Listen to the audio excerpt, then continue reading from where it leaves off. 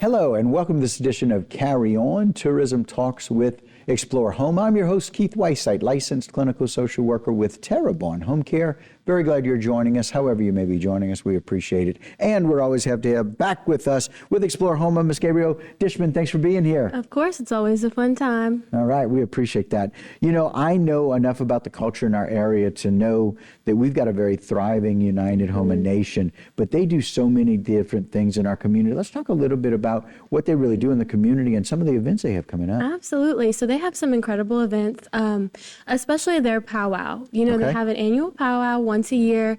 You can go and you can experience their beautiful regalia. You can experience the traditional foods, some of the incredible tribal dancing. It's beautiful. And it's such a unique cultural aspect that we're very fortunate to have, especially as a destination.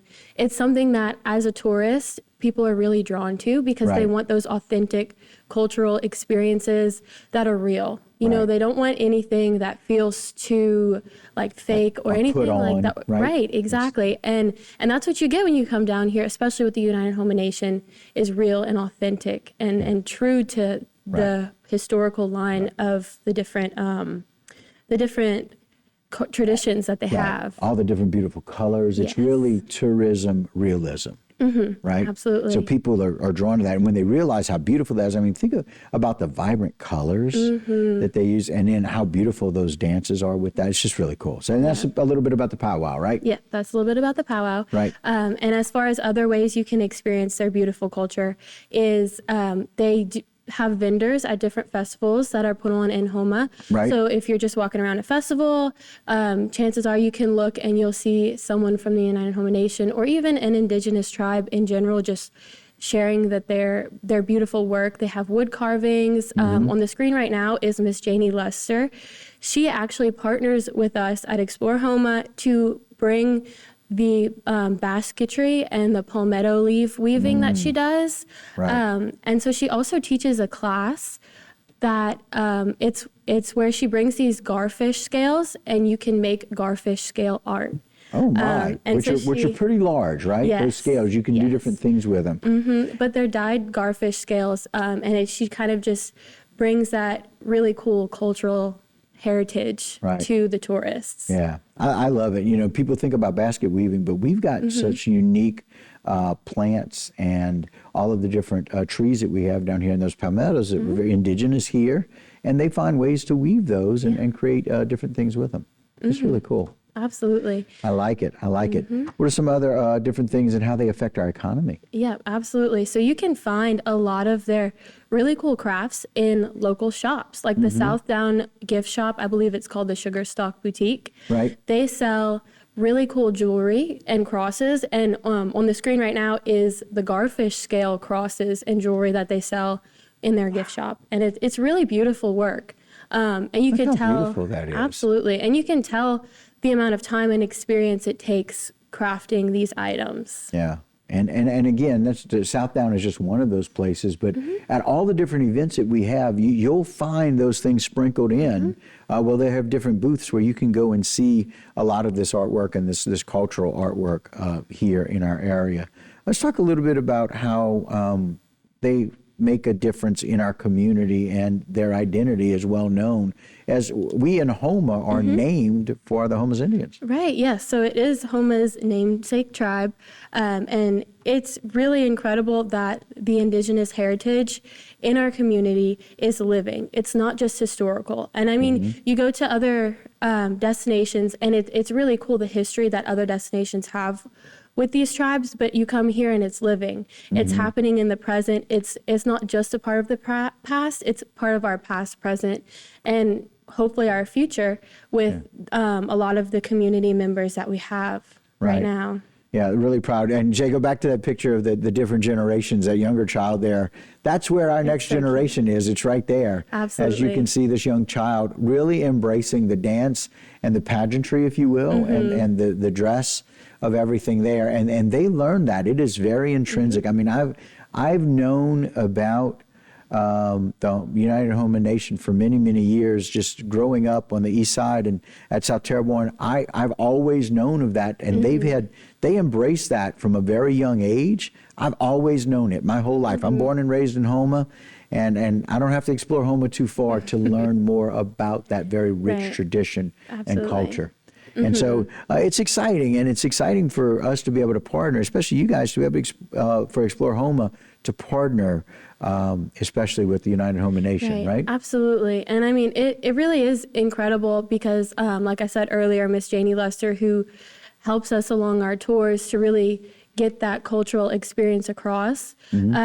Not just her, she loves it. But it's not just her that loves sharing her culture. It's the tourists and the people she's sharing it to that love experiencing it, because it's such a rare experience. It's something you're not going to find anywhere else. And it really sets our destination apart.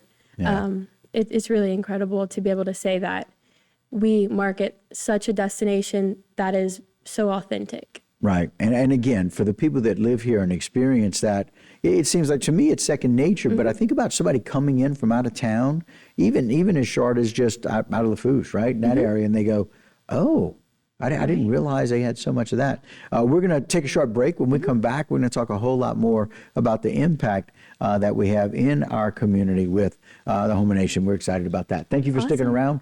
We'll be right back. You stick around as well. We'll be right back right here on Carry On Tourism Talks with Explore Houma.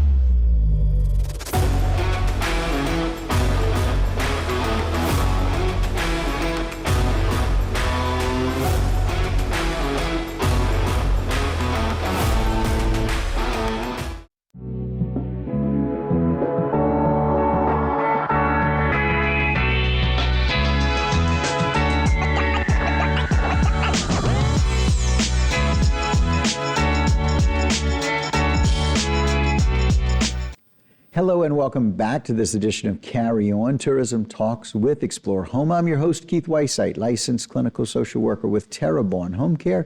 Very glad you're joining us. However you may be joining us, we appreciate it. Very glad to have back with us again Miss Gabby Dishman. Gabby, thanks for being here with us. Thank y'all. All right, we appreciate that. Now, sitting in with us, Miss Candace Chauvin. Candace, thanks for joining us. Thank you for having me. We appreciate that. Of course, now, Candace, you do lots of different things here in our community, but you manage down the Dulac Branch Library. That is correct. As part of our library system, right? Yes. Pretty cool, huh? It is. It's wonderful. And a member of our beautiful Houma's Nation. So thank you for coming to represent both. Yes. We appreciate that, yes. right? Yes. And so you guys are so very involved in our community. Let's talk a little bit about how they do that, Gabby. Absolutely. So Candace actually helps the youth of the community, starting young, with the beautiful heritage of our indigenous people down here. Right. She helps them learn how to sew their own regalia. Which is pretty incredible. And I'm gonna turn it over to Candace so she can share her personal experience with that, because it's really cool. Yeah, and here's a great shot of what you teach people to do, right? Yes. So for around the past 4 summers, we have started a group, and it's very, I don't know how you could say this. It's very informal. Okay. It's a community space that we wanted to open so that people who want to sew regalia, they can come and they can share and practice community in the library. They can get tips and tricks on how to sew all the different pieces of the regalia that they need. Right. And it's a very intergenerational group, which is wonderful. Right. So we have had children as young as 8 years old start to sew. Okay. And this is what they're making. This is what they're making. Every piece is handmade. handmade. And so regalia is? Regalia consists of all the garments that they wear during tribal events. It also consists of any accessories that they have. So, for example, all of the beadwork, the fans, the moccasins, that's all handmade. Wow. Every bit of it. So it's an incredible amount of work. Right. So we have people as young as 8 years old. 8 years old. And we have people as old as? Well, this is what I said. Okay. So I had a feeling you had an idea or a term for this. yes. So what's tricky is I learned how to sew on my own. Okay. So I didn't have anyone to show me how to sew when I wanted to start sewing regalia, which was Right. interesting. Okay. So a friend of mine, her name is Mary. This is her right there. Oh, wow. So Mary and we would sew together, and that's how our little community group began. Wow. Just her and I. She loves sewing in the library because we have a ton of natural light, and our tables are at the perfect height for cutting large amounts of fabric. Oh. And so one particular summer, we decided, why don't we just let the kids try? Yeah. And so we had a couple of little kids that tried, and every Right. single year it has expanded. We have been fortunate to receive several donations Okay. of fabric and feathers Wow. and leather and all sorts of the of things that you need for a regalia of your choice. Yes, but a lot of people, what they do is, because they are crafting these garments the way they choose to, they will bring to the library their own fabrics and their Okay. own materials. Wow. So the library really is a great space if, we just want to see what the kids can do if they like to sew. First of all, Right. we just want to spark curiosity in sewing. Right. And then the second part is sparking that curiosity in participating in different Native events that we have locally. And I love these ideas where it just started out of you and your friend Mary. That's it. Coming together to sew, right? And then now it's this fellowship. It is. And now we've got this wonderful, I talk about, like Mary knows, I talk about what we do in our library systems all the time. We have such incredible work being done. This is another great example of the United Houma Nation partnering with a local opportunity, as in our Dulac Branch Library, and being able to kind of open its doors for opening the minds of these kids. They get to really learn, they get to learn how to do a craft that you didn't necessarily get to do. You had to teach yourself.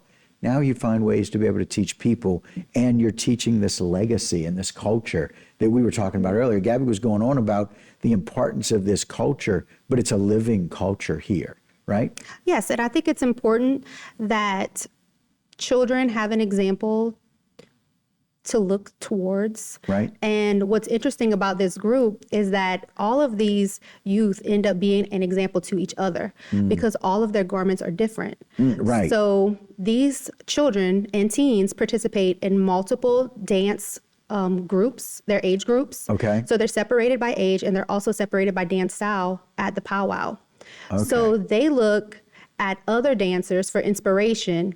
So we have had one little girl, she made 4 regalia so far. Holy cow. She That's makes a new one incredible. every year. Wow. Yes, a new one every year. And they can compete in those, right? They They compete do. in dance, they compete in regalia, and that's part of what the powwow is about, is celebrating that. Is celebrating it. And the powwow itself is kind of like a big classroom. What I do is only the first step, just to spark interest. Right. And then the second step is to make sure that I am able to give them the skills that they need in order to create the pieces that are required to participate in powwow.